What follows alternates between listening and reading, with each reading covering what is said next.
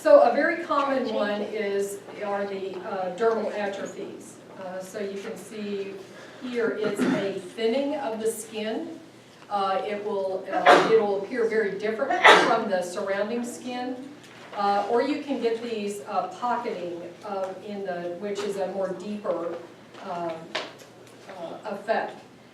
These can occur fairly early on. The higher potency you use, after a few weeks, these can show up. Lower potency may never show up. They can be reversible if stopped when they are noted, but they may not be reversible. So these would be areas that if they don't reverse, then they become a more vulnerable place in the skin for the person. So this is dermal and epidermal atrophy. What's atrophy mean? What's A? Without, what's trophy? Growth, without growth or development. Here's a telangiectasia. So this is another one, tends to occur often on the face, can be in the groin area as well. These are effects on little blood vessels. They also can occur fairly early, especially after high potency. That's why we like to stay away from the face with the high potency ones. And these may not go away. These may be permanent. Here is stria. We might call them a stretch mark. Again, they'll usually occur in thinner areas. These also may not go away. Here, this one's in her above her elbow. So you'll see on your handout, groin, axillary, inner thighs, usually permanent. Another thing that can happen, especially if a steroid's used on the face, is they can develop a very fine hair growth. And you can see it in this woman.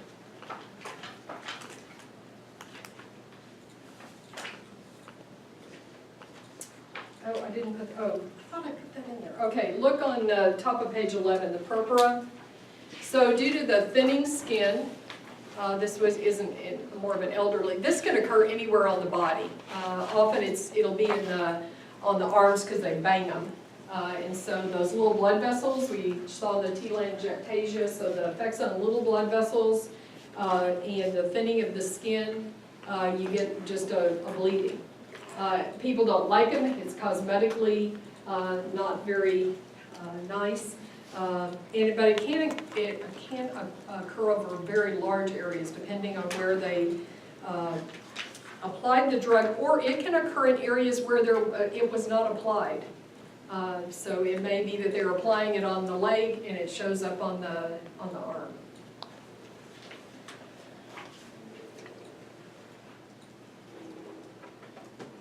Oh, there's the occlusive dressing. This is a very nice one. They've used like a Tegaderm over a 2x2.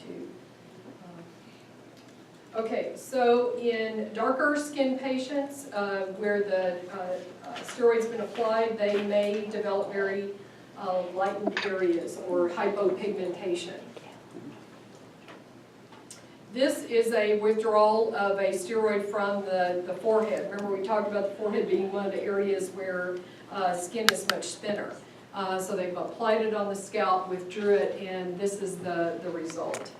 She may have had no acne there before, probably didn't. Let's see, that may be all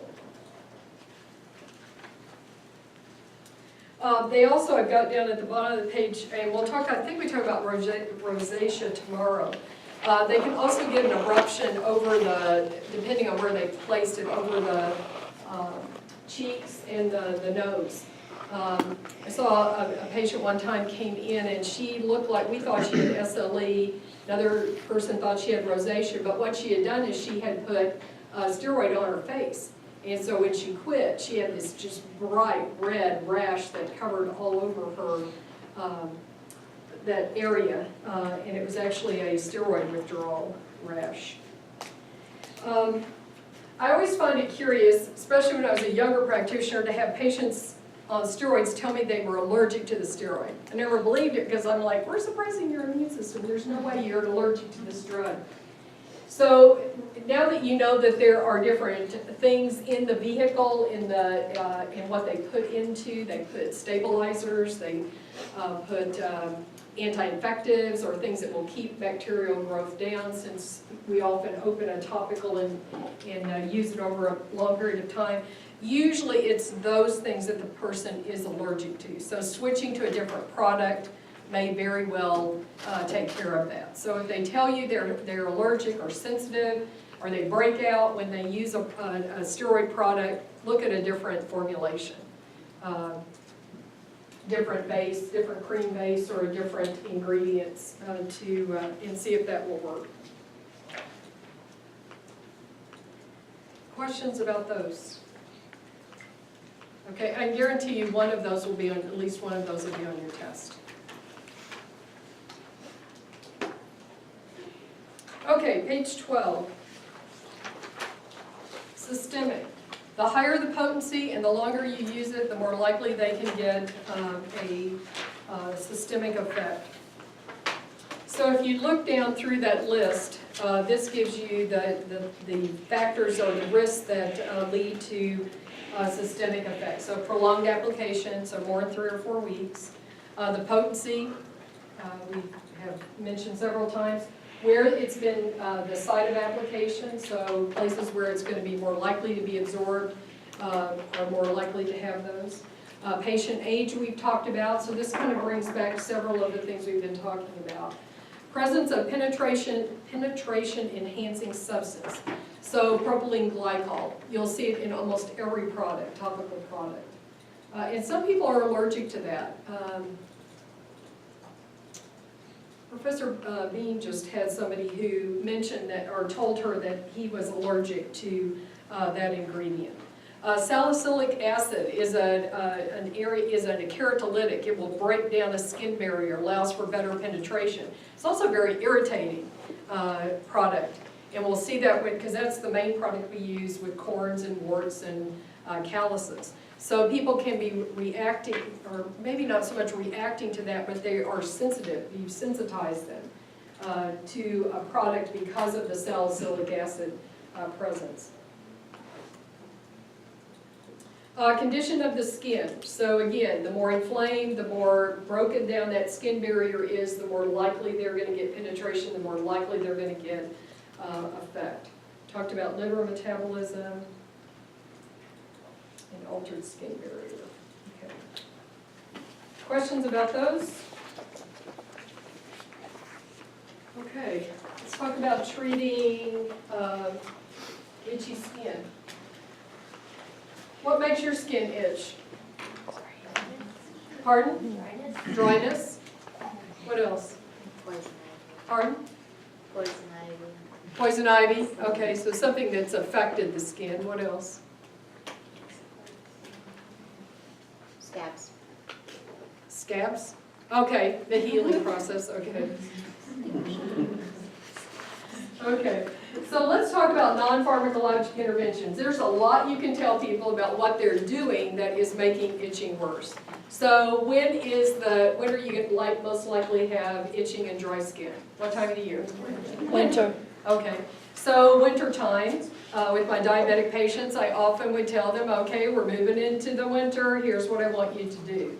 Or educate them about different times of the year what to do. So the more humid it is, usually people don't have as much trouble. But one of the things that I always go over with patients is their use of water temperature and their use of a soap.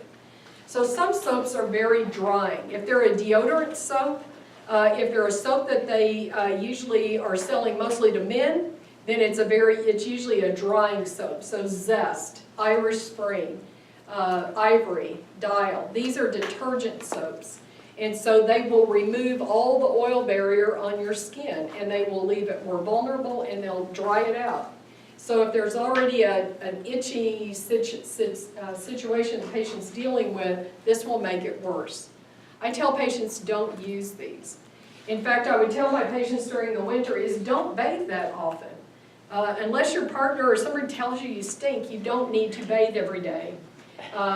But, you know, bathe the areas or clean the areas that you feel need to be cleaned. But for the most part, we don't need that heavy soap and removal of that oil layer every day. It dries and makes our skin more vulnerable. You're at an age it probably doesn't matter, but as folks get older, it does. Because their skin it may not be of the same quality. So the soaps that the dermatologists like are moisturizing soaps, and the standard has been Dove. Dove is probably the best of the moisturizing soaps, but a lot of other soaps now are coming along that market. So Olay makes a good moisturizing soap. Cetaphil is a very good, it's more expensive, but any of these. Also telling people to cut the temperature down. The hotter, you know, everybody loves a hot shower with, you know, soaked up, man, that's great. But, you know, every once in a while it's good, but if you do it every day, it just tears all the protective stuff off, or removes all the protective stuff off. So unless you're building cars or bodybuilding every day or rolling in the dirt, you don't need all that. So so decrease the temperature, use a moisturizing soap. Bathe less if you can get by with it. And when you dry off, pat. You know, they always talk about pat dry. It's much better. People who just, you know, want to go through a wind tunnel and remove it all, you don't have to. If you can leave moisture on your skin, it's good. If you're going to use a moisturizer, use it then. We'll talk about in the next couple of lectures about doing that for some conditions that are really difficult to treat from a drug standpoint, is keeping that skin moist. Have you ever used the in-shower lotion products, or like heard of them, or heard of people using them? No, but as long as, you mean at the end, is it a cleanser? You use it like in the shower on like wet skin, but it's after you wash, and it's just like lotion, but you put it on in the shower and it kind of rinses. Okay. Yeah, that's great. Great. So you want, so emollients. Emollients are anything that will soften the skin. I've had patients that have used Crisco. So it softens the skin, very cheap. Especially on the heels of their feet. Let's see, anything I haven't told you. A humidifier, if you live in a really dry, or the dryness is aggravating their sensation of wanting to itch, scratch, then that is appropriate. Anything to add to this? It goes a long way. So those are the places to start.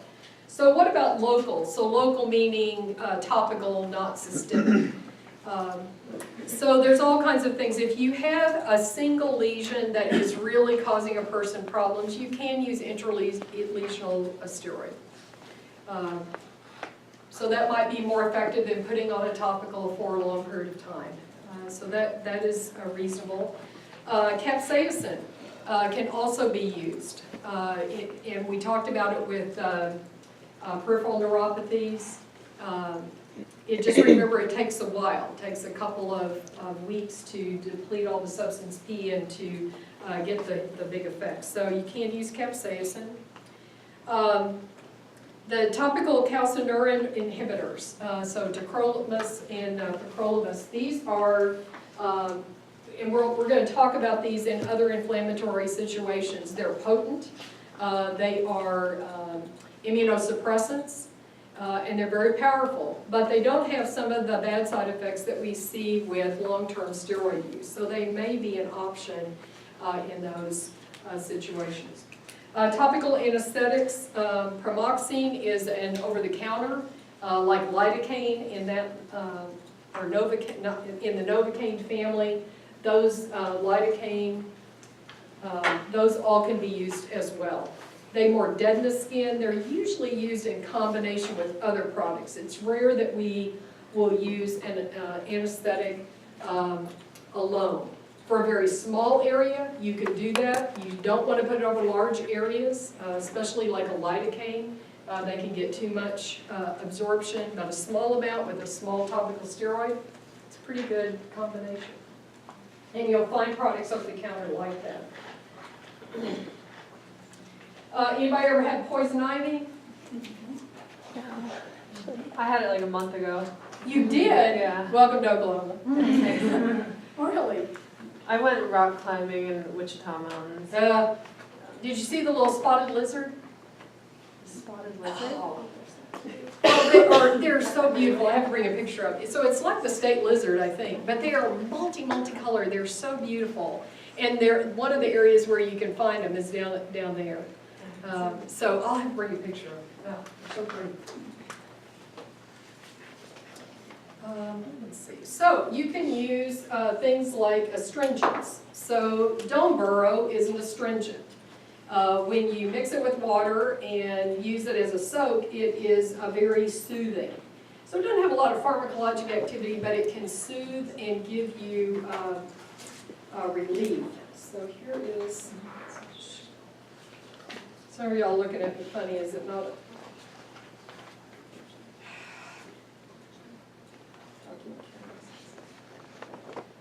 So they come in these little packages. You can't overdose. You can put as many into a bowl of water. You don't take it internally.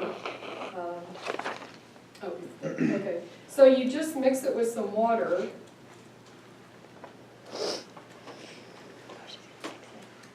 Why didn't it come on? You can still see it. But I should have light. Ah. So you can see the powder in there. So you just mix it with a little bit of water.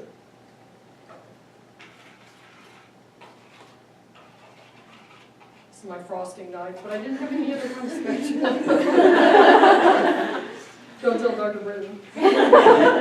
Okay, and then you just take 2x4s or 2x2s or 4x4s, and you just put them in there. This is the best stuff. When you have poison ivy, then you can just put it over the spot. You can put it over large parts of your body. I mean, you can get 4x4s and put it over, and it's soothing. Because it'll cool off and it'll just take away that sensation. So they're really nice. They're not, Dome Burrow is not that expensive. And like I said, you don't have to be pink like Calamine lotion, which is very drying, so this isn't as drying. Those would be for more weepy lesions, but this is nice for, if you can sit for 15 or 20 minutes. It's a good little thing to use. You ever have people put that in a bathtub? That sounds like a horrible idea. You could, but most people will go with a colloidal oatmeal instead. Have y'all used a colloidal oatmeal before? You can get them, I like Aveeno's, but they're expensive. But they're nice, but you can get them generic also. I've seen people make them from oatmeal, but here's the problem. So what's a colloid? It's not It's not what? It won't dissolve, yeah, it'll mix. So a colloid is a mixture of two different things, two different sizes of items put together. An emulsion is a liquid colloid. You've taken something very small, a small liquid particle, and a large liquid particle, you put them together. And they make something different than what you had with each of them separate. So this is something you would put in a bath. And it won't dissolve.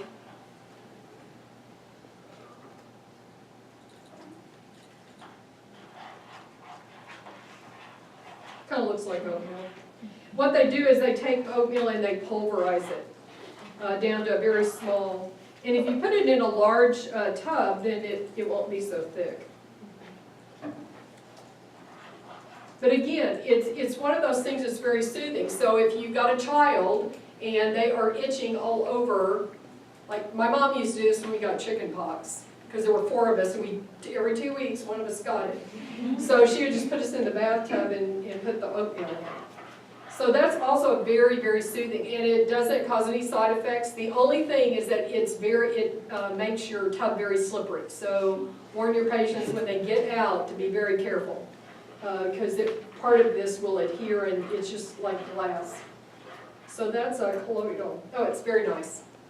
If you're ever, I mean, you don't have to be itchy to do it. You can do it anytime you want to. Take some Quaker Oats and throw it in your bed.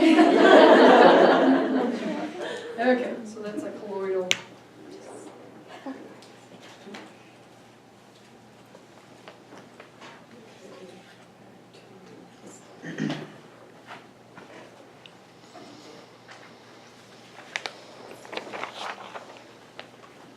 You probably all been calamine as a kid, maybe. So the calamine it's a lotion, so it spreads well, and it has a product in it that's very dry. So as that water evaporates, then the calamine clay kind of portion will then dry up any kind of weeping. So that's why they use it a lot with poison ivy. And kids like to be painted, so it usually works. Let's see. So that's pages 13 and 14.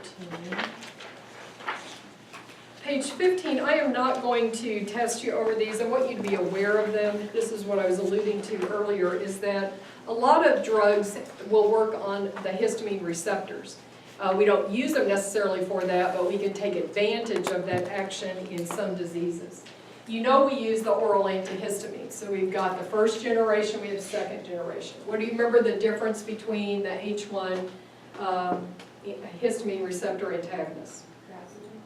Drowsiness. So the first generation, or give me an example. Benadryl. So why don't we just give Benadryl to everybody? Very sedating. So it goes across the blood-brain barrier, so it's very centrally acting. That's why we don't use it in older adults. Remember, it's on the Beers list, or part of the Beers criteria. How about the second generation? What is the difference there? Works more in the GI. It's peripheral, so it doesn't cross into the blood-brain barrier. I took one this morning, and I'm still awake. So we can use, but it's still an antihistamine, so you could use that, very frequent. Surprisingly, the opioid receptor antagonists, naltrexone, naloxone, can be used for pruritus. I'm not going to test you over which one, the type they use. I just want you to be aware. But it has a lot of side effects, and they're expensive, so we don't tend to use them for that, but there may be limited things that I've written down there that people might use them for that. Butorphanols, opioid receptor agonist, also has some antihistamine activity. Of the antidepressants, probably mirtazapine is one of the more common ones. Paroxetine also, if you go back and look at the notes, I would tell you which ones had the more anticholinergic or antihistamine activities, same as sertraline. Gabapentin and pregabalin also have some effect, which is really good because a lot of times when people have neuropathies or neural pain, they will also have that sense of itching pruritus with it. So that's very helpful with those two agents. And then the immunosuppressants also, so cyclosporin, azathioprine, mycophenolate. We would not use those routinely. That would be in much more specialized and autoimmune diseases that have itching associated with them. Okay, so just an awareness. Questions about those? Comments? Okay, let's talk about feet then, calluses and corns.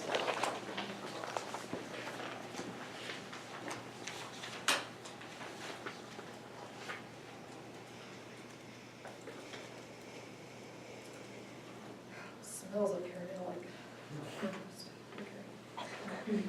Okay, corns and calluses. So you probably all at some point in your life have had maybe or have seen these. Usually toes. Usually corns they're very hypertrophic. They may have I wrote down the small raised, sharply demarcated. What's that mean? Line. Definite border. Hyperkeratotic. Lesion with a central core. Usually from ill-fitting shoes, some type of pressure. So I always look at these as something has, some pressure that the body wasn't meant to bear has come about on that part of the foot, and the body has done some protective changes to decrease any damage to the feet. So here's a callus, usually flatter. What I wrote about those. Usually to repeated friction or pressure. Indefinite borders, raised, yellow, normal pattern of ridges on the surface. Anybody at Good Shepherd seen some really big calluses? should bring you some. They can get very thick and very big and raised. Usually then you need to send them to a podiatrist to get them shaved or removed. So remember in diabetes I told you that those calluses, if they get big enough and hard enough, they can erode and you can get ulcerations underneath them. So here, these won't go away unless you address the problem. So better shoes, orthotics, something that will relieve that pressure. I've never seen a corn on the bottom of the foot. I mostly see them on toes. Exclusions to self-treatment on the top of page 16, diabetes. Here's what I would do with the diabetics is I would tell them get a pumice stone. If it was very small, I would tell them to get a wash rag, and when they're after they had bathed, is just to rub it until they could get a lot of the dead skin off. Not hard enough to damage the skin, but enough to just keep taking off those top layers of dead skin. That will help a lot. Any lesion that's oozing or bleeding, because what we're going to use to treat those are very keratotic, and so they would cause them a lot of pain. If there's an anatomic defect or fault in body weight distribution. So you would see that if people have a disturbed gait for a number of reasons. If they have an arthropathy of some type, a neuropathy, diabetes, if they have numbness and they no longer walk, or their weight bearing is very different, you don't want to use these. You'd want to send them to a specialist or a podiatrist. Debilitating corner calluses, and believe me, they can get so big that they are debilitating. They can't walk, especially if they are on the bottom of the foot. It causes them a lot of trouble. Unsuccessful self-treatment attempt. So you have to be able to read and follow instructions in order to do it. Now that doesn't mean that people are dumb. It means some people just, they don't follow instructions or they never read the instructions. So doing that, and they're of harm to themselves, then having them go to someone who can help them with that. History of rheumatoid arthritis, painful metatarsal heads or deviation of the great toe. So anytime you've got a foot that is not, that is diseased, sending them to it will help because they take a lot of time in the room. So getting them to a podiatrist will be very helpful.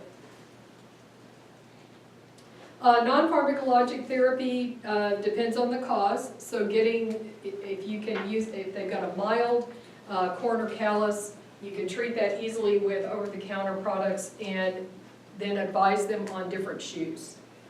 Women that wear really narrow shoes, usually it goes to width and toe box is the important part.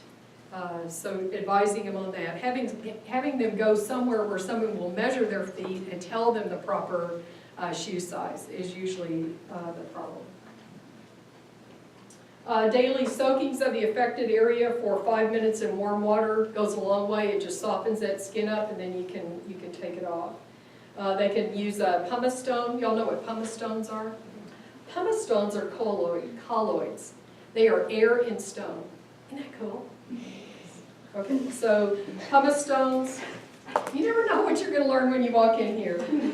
Or a little file. They could use a fingernail file because those are usually fairly soft and they are not going to damage the skin. So it's removing. It's don't cut them. Razor blades. I can't stand it when my patients would tell me they go after it with razor blades.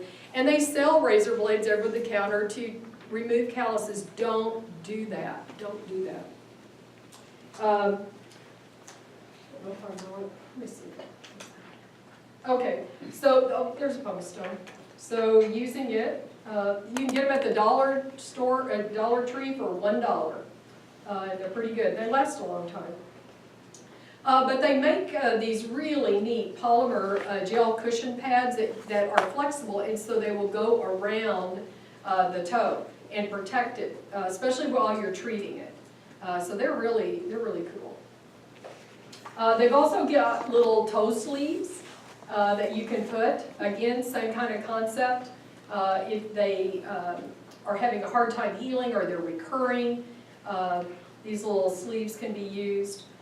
Toe separators, depending on how you're treating, can be helpful as well. Foam spacers to relieve pressure if you've got a foot that's really crammed up together. Okay. Has Dr. Britton ever told you about his toes? So his middle two toes, this was what reminded me. His middle two toes are webbed together. Yes, he's like a duck. He's got a web that goes about halfway up, and so those two toes you can't separate. It's really interesting. And then, or you can use lamb's wool. So lamb's wool is very soft and it can provide support and protection. You'll get me for telling that. I don't know what he'll tell you about me. I'll have to think about that. Don't tell him. Okay. So any of those, over-the-counter, mild stuff, easy for patients to use. Okay. So pharmacologic. So what do we use to get rid of them if none of those help? And these are just going to be for very mild. Well, we use salicylic acid because it's a keratolytic, so it will remove keratin, it will take off skin. They come in a variety of different product dosage forms. You can get these pads that you can wrap around the corn. They have these little molds that you can put around the corn. It's really important that the skin around the corn be protected because it'll take it off. The salicylic acid, depending on the strength that you get, can take it off. And they make them up to 40%, which is really a very concentrated amount. So that little donut thing you see goes around the corn, and then you put the salicylic acid solution in the well that creates. But you really want to keep any skin around that from being affected or exposed to the salicylic acid for a long period of time. These I think are pretty neat because they kind of do everything together. These are okay, and they're fairly inexpensive if the patient can work with them or likes the dosage form. Okay, those are words, we're not there yet. Okay, so the salicylic acid, I've given you all kinds of descriptions there. Let me go down through here. They are very, if you've never used them before, they are very, they can be very painful if you get them on non-keratinized skin. So they will cause an inflammation. The area may swell. It talks about it macerating. It will soften, so it makes it much easier to remove. So all of those are good as long as you keep it on the corn itself. Disadvantage. Page 17, let's see, about 5 or 6 down there, the disadvantages of these using a colloid or liquid is they're very flammable and volatile, so keep your feet away from fire. So one time in Alabama, we went to this place and we had this drink called a Nicodemus. Has he already told you about it? Did he tell you about the rum? No. Oh, well, so they make it out of these 2 or 3 different rums. And one of them is like rum 151, something like that. So we got the ingredients and we go to the liquor store. They call them ABC stores. So we went in the ABC store and we're checking out, and the lady said, as we're paying for the rum, she said, "Don't get that near fire." Well, we kind of laughed. But on the bottom, when we got home, we read it. It is such a high alcohol content that if you get it near an open flame, it just goes whoosh. So it made me think of that, sorry. So anyway, rum 131, don't get your rum or your drinks near an open flame. Okay, so patients may inhale or abuse them. I don't have enough to do. They can get a systemic absorption. So in kids, you can't get enough absorption of that salicylic acid to cause them harm. So I think down there I've written that you need, if you're going to use it on a child, 6% or less, and probably for, less than 6% products. Because you see they go all the way up to 40%. Don't use it if the skin is irritated, infected, reddened, or broken. So anything that's altered the barrier, you'll get a lot of absorption from there. Moles, birthmarks, warts with hair growing from them, diabetic, poor circulation. Don't use it on the face, mucormembranes, or I cannot imagine somebody doing genital warts, but you know it's happened or else it wouldn't show up as a warning. Applying the product, so up to 14 days, so they're really effective. It's fairly short term. Let's see, the plasters and pads, let's see if there's anything that I covered here. So they're replaced every 48 hours.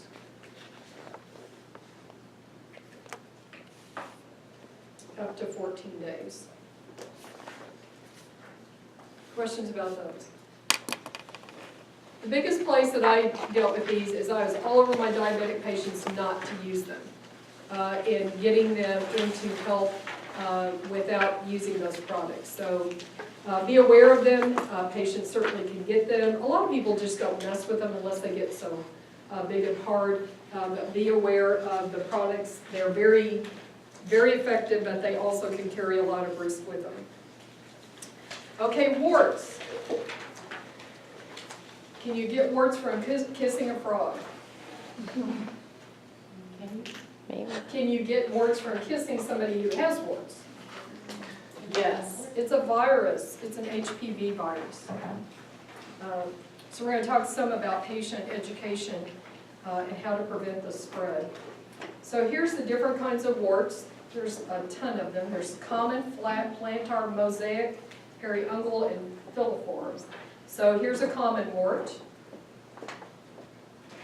Here's one, verruca plana, very fine, maybe multiple warts on the forehead. Here's plantar warts, very common, hard to treat. I always send them to the dermatologist because they are just impossible to get rid of. Mosaic warts, because of their look. Here's the periungual. These are hard to treat. People who bite their fingernails, suck their fingers. This is a common one for them to have. And the last one, I've never seen these in person, but I feel so badly for this woman, filiform warts. So they're very tiny little projections, multiple, and occur in multiples.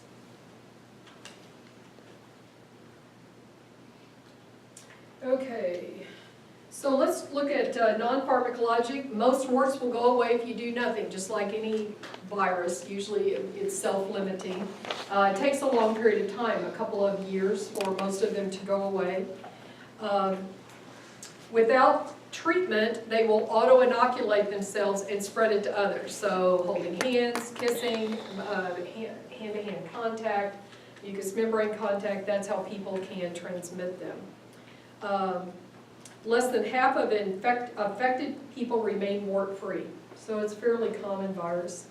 Focus is on preventing. So talking to your patients about avoid cutting, shaving, or picking at a wart. Because you get it under your fingernail, you move it to another part of the body. Washing hands before and after treating warts to decrease transmission. Use a designated towel to dry the wart. Avoid transmission to others, avoid sharing towels, razors, socks, shoes. Keep the wart covered, do not go barefoot. So we use salicylic acid also for warts. Again, pretty effective. And they have all kinds of different types. They have a patch, they have foot pads for those that occur there. That's the cryotherapy. So you'll see all the different products. You, again, have a higher percent of the salicylic acid. So kids often get warts. There I would certainly work with the pediatrician, or if you're in that, is have your patients work with you, or you can send them to the pediatrician to work with them, or a dermatologist if they have quite a few. Because the salicylic acid, it has to be directly put on the wart. Anybody ever heard of using duct tape to cure warts? It's thought to work. There are some studies that says it works. So what they recommend is that you use duct tape with the salicylic acid to keep it in place. So interesting. The recommendation is that not go beyond 12 weeks. If the wart has not gone away within that period of time, is to refer them to a dermatologist for further work.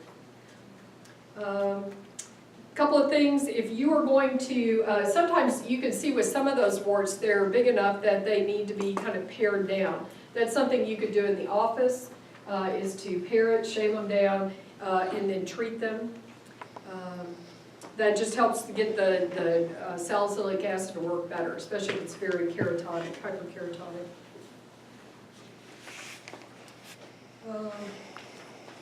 Side effects, it's the same we saw with the others, just it's mostly local irritation. The salicylates, keep that in mind with kids. There is now over-the-counter cryotherapy. This is a picture of it.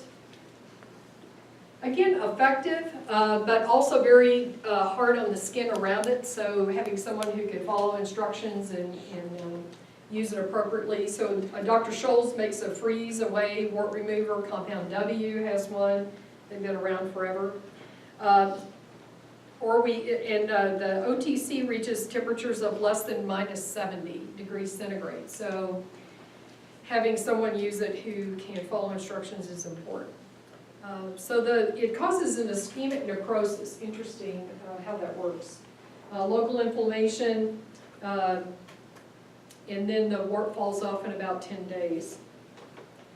You also can do, I don't know if I've never seen liquid nitrogen outside of a dermatologist's practice, so I don't know if other practitioners use those, but you could certainly send them, particularly if you have quite a few of them, to someone who can administer liquid nitrogen.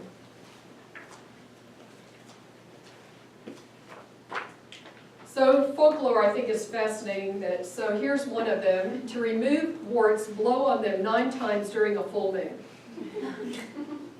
Here's some others. Pee on the wart. Rub warts with potato peels and bury the potato peels in the backyard, not the warts. Rub dry toast on the wart, then bury it at night by the full moon, and by the next moon, the wart will be gone. Stop hating your wart, start loving it, and watch it disappear. Steal a washcloth from your neighbor and bury it in the backyard. I went online and looked at my life. Take a knife and make a cross over the top of the wart. It works for the sap of trees, so that was their reasoning. It should work for the wart. Duct tape has a light side and a dark side. Holds the universe together like a force, and it will remove it. That one seems to have some, in fact, some of the studies that used duct tape used a clear duct tape because they wanted to observe what was going on. They found it did not work as well as the gray or the dark duct tape. So, okay, so under patient education, let your patients know, especially if you're dealing with kids, that they're contagious, so institute good hygiene at home. Review how it's transmitted to each other. If you're going to advise them to use over-the-counter products, advise them how to use it correctly, and to give them a timeline, that if they do not see improvement after the 12 weeks, then they need to be seen again. Don't use under children under 4, pregnant, breastfeeding, diabetes, poor circulation, or neuropathy. Wasn't that fun?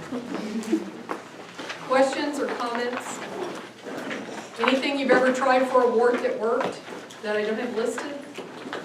You're embarrassed to send it to me?